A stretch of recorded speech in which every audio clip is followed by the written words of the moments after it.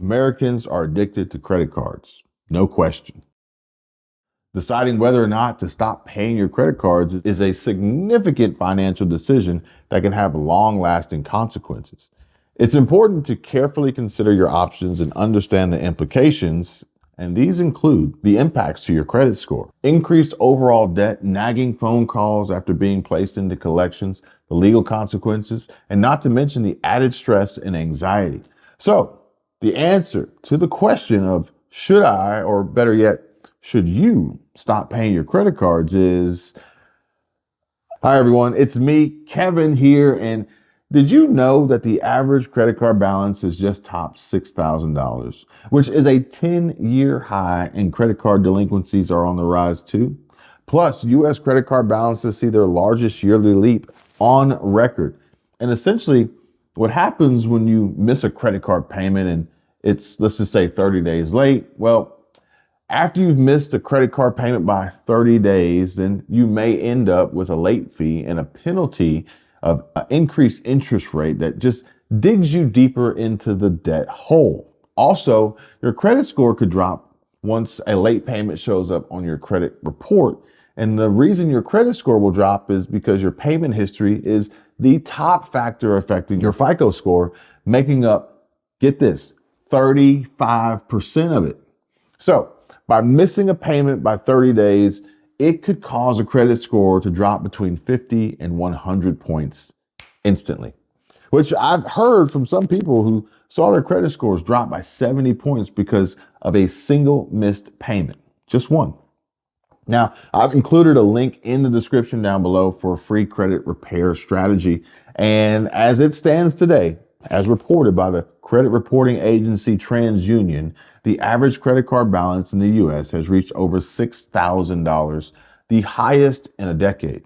And concurrently, according to the Federal Reserve Bank of New York, total credit card debt has escalated to a record $1.08 trillion. Now, this increase is partly attributed to the persistent inflation causing consumers to struggle with everyday expenses and being forced into having to rely more on credit cards just to get by.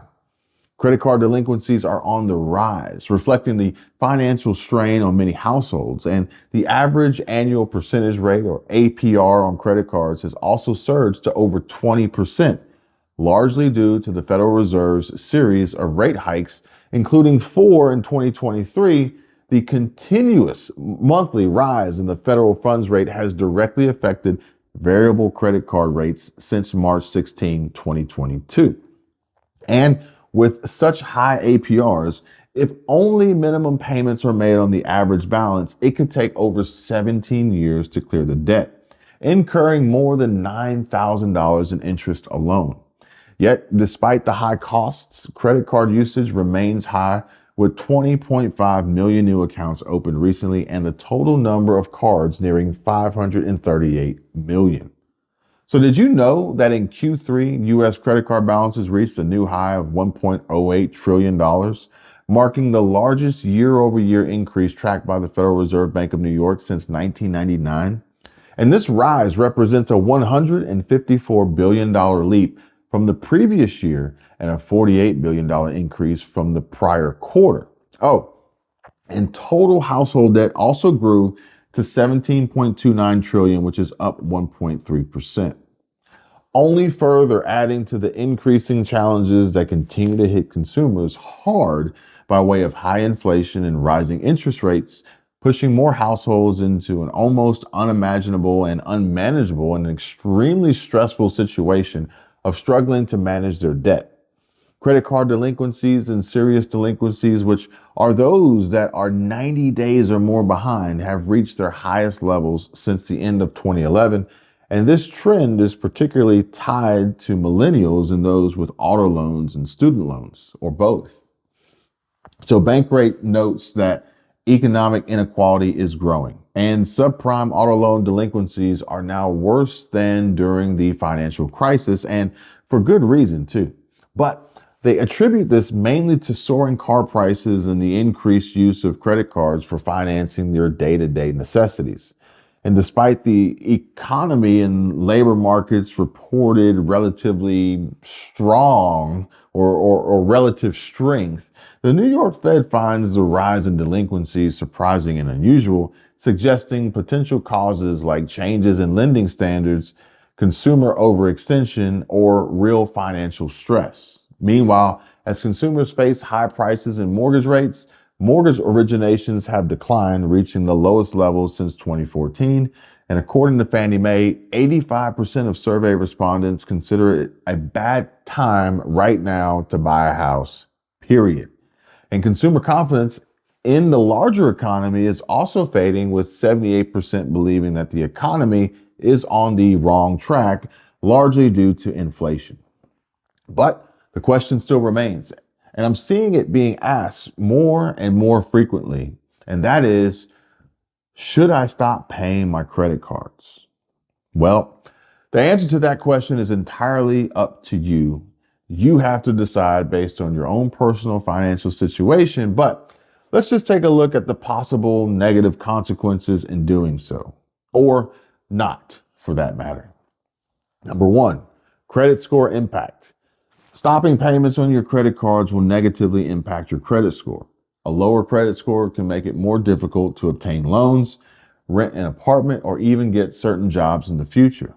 Number two, increased debt. Because when you stop paying your credit cards, interest and late fees will continue to accrue, increasing your total debt. Number three will be collection activities, where credit card companies may initiate collection activities, which can include persistent phone calls and letters. And in some cases, they might even file a lawsuit against you.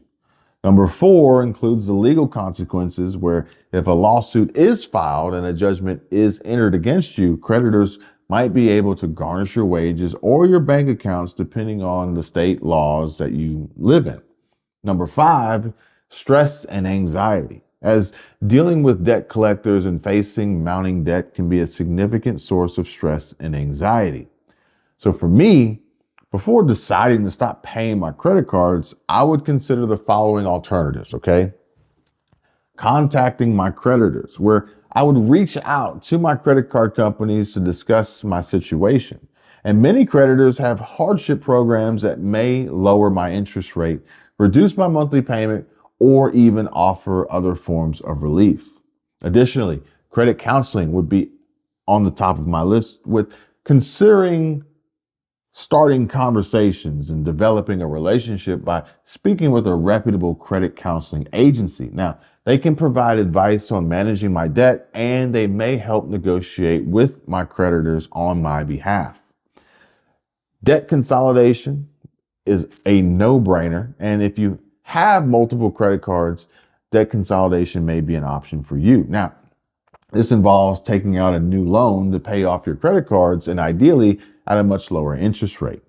I would then be focusing heavily on my budget and making adjustments as I review my budget to see if there are any areas where I can cut expenses and allocate more money towards knocking down this credit card debt payment problem.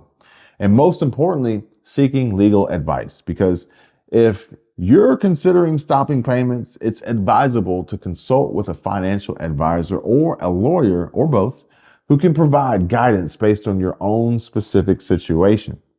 But the blueprint is simple. And remember, it's crucial to approach this decision with a full understanding of the consequences and explore all available options to manage your credit card debt more effectively. And even though I'm not a financial advisor and I am not providing financial advice, if you would like to discuss this further, then by all means, reach out and let's chat. Or simply click the link down below in the description for your free credit repair strategy.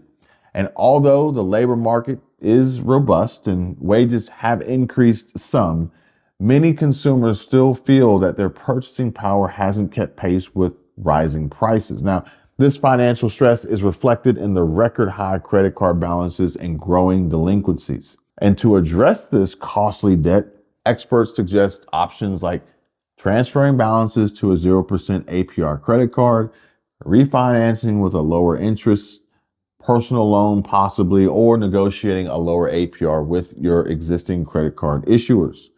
These strategies can provide some relief from the high interest rates that are exacerbating consumer debt burdens and potentially get folks on track to getting this all under control and ultimately out of debt completely and living a debt-free life, which honestly, it's the best way to be.